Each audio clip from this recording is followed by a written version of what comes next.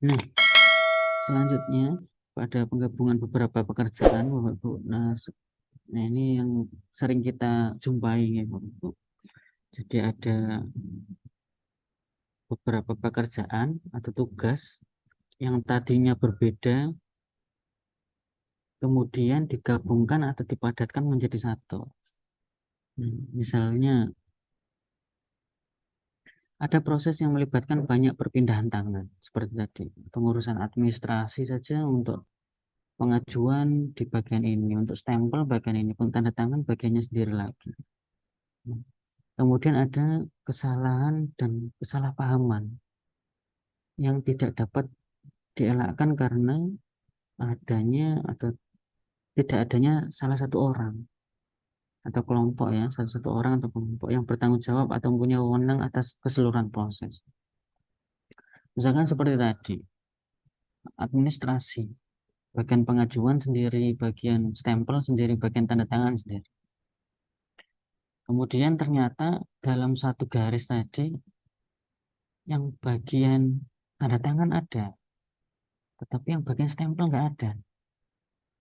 Maka dari itu bagian yang pengajuan tidak bisa bekerja karena dianggap bahwa administrasi tadi belum layak untuk diajukan karena belum distempel. Maka dari itu dalam proses bisnis dan rekayasa uang adanya beberapa pekerjaan yang digabungkan atau dijadikan satu dengan harapan dapat memotong kompas dalam proses administrasi ataupun dana. Jadi penggabungan beberapa pekerjaan menjadi satu tugas yang sama. Kemudian proses mempunyai banyak versi. Nah, di sini yang menjadi rancu, ya. Dalam hal ini kita bisa lihat untuk memenuhi permintaan lingkungan sekarang ini kan berbeda-beda karena para pelaku usaha, produsen menggunakan pendekatan yang berbeda pada zaman dulu. Seperti yang sudah pernah kita diskusikan pada beberapa pertemuan yang lalu, jika saat ini penawaran akan menciptakan permintaannya sendiri. Jadi bagi sudut pandang produsen, dia tidak lagi melihat apa yang bisa saya buat lalu saya pasarkan, tidak. Tetapi sekarang produsen akan melihat apa yang diinginkan oleh konsumen.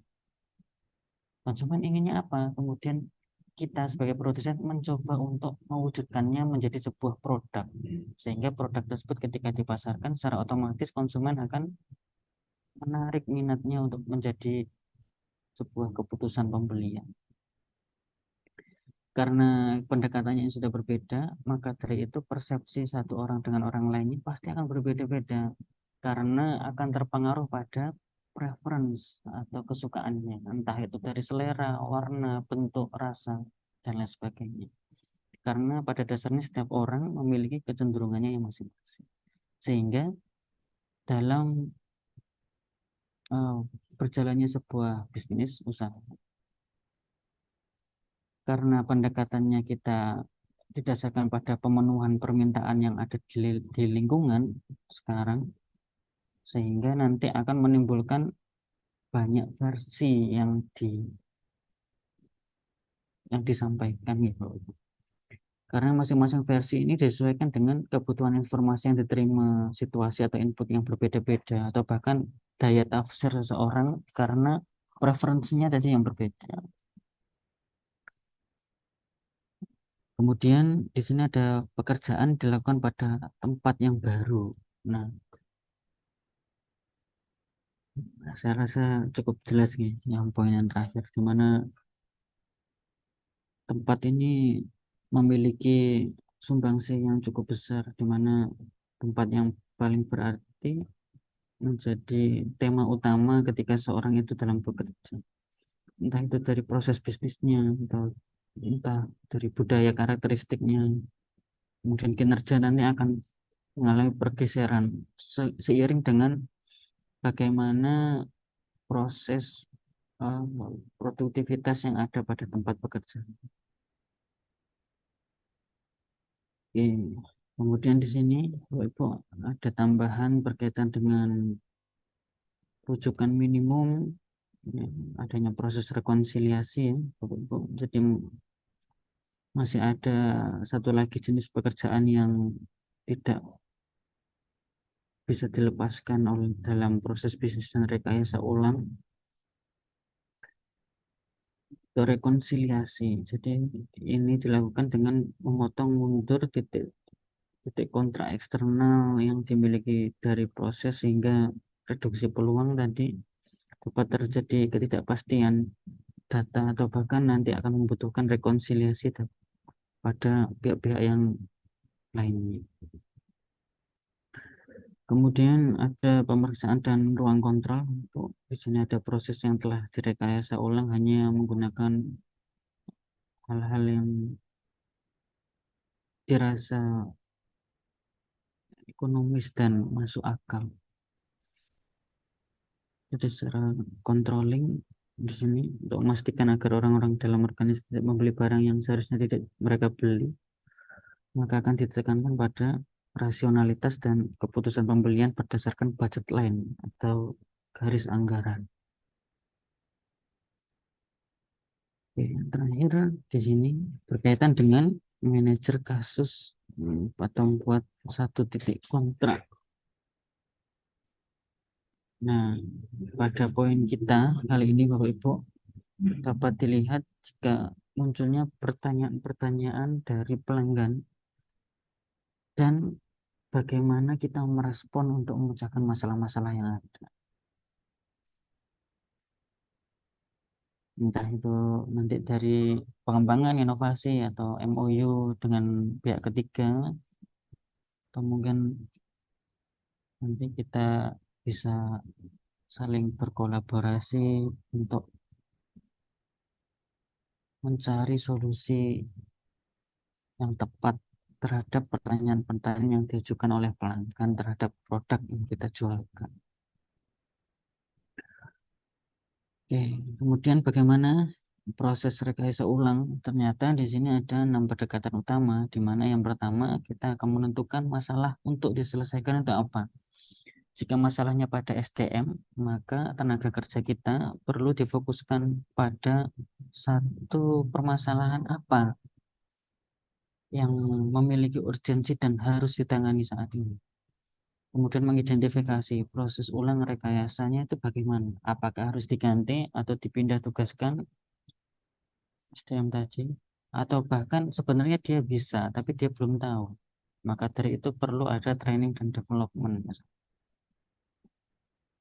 Identifikasi proses untuk dari yang direkayasa ulang itu bagaimana, kemudian evaluasi hal-hal yang dapat direkayasa ulang pada bagian apa saja yang nantinya harapannya kita akan mengerti akan proses yang terjadi saat ini. Oh, ternyata masalah yang kita hadapi bersama itu apa?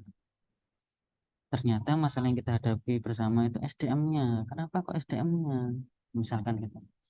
Karena adanya pembaruan secara teknologi sehingga SDM-nya itu perlu untuk diberikan pelatihan agar bisa mengoperasikan teknologi yang canggih atau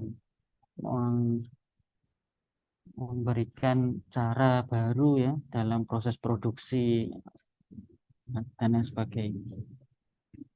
Kemudian setelah kita tahu, kita mengerti permasalahannya, kemudian kita bisa mendapatkan hipotesis ya, jawaban sementara dari proses yang terjadi saat ini itu ternyata yang kita alami itu bagaimana, kemudian seharusnya seperti apa. Maka dari itu kita akan mendesain ulang proses yang ternyata kurang tepat tadi menjadi proses yang baru. Kemudian nanti akan diimplementasikan dalam jangka waktu tertentu biasanya. Ada trial and error.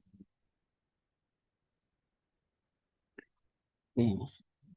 Nah, prinsip rekayasa ulang, apakah setiap permasalahan layak untuk direkayasa ulang? Secara engineering ya. Ternyata ada eh, pagar-pagar yang harus kita ketahui. Prinsip-prinsip rekayasa ulang ini, sekitar ada 7 poin ini, menjadi batasan utama ya kita ketika kita melakukan rekayasa ulang. Yang pertama ada beberapa tugas yang khusus dapat dikombinasikan dalam satu pekerjaan. Jadi yang memiliki sifat yang sama, kemudian memiliki satu garis kerja yang sama, boleh dimapatkan, dipadatkan, dijadikan satu. Bukan berarti dengan adanya hmm, pemotongan garis administrasi ya, potongan semua diubah. Kemudian pengajuan, kemudian nanti secara format dan lain sebagainya itu menjadi diurusi oleh satu divisi yang sama, atau diurus oleh satu orang dengan satu cara yang sama. Jika itu terjadi, maka saat ada problem baru di mana orang tadi sudah tidak bekerja di sana, atau mungkin orang tadi eh, ada kendala ya, entah sakit atau apa, sehingga pekerjaan yang ternyata sudah dimampatkan dijadikan satu malah tidak akan berjalan secara utuh keseluruhan. Jadi ada beberapa tugas yang memang bisa dikombinasikan, bisa disatukan, atau mungkin memang pekerjaan tadi layak untuk dikerjakan oleh tim atau beberapa orang. Jadi ada pemetaan. Ya. Jadi tidak semua pekerjaan bisa untuk direkayasa ulang.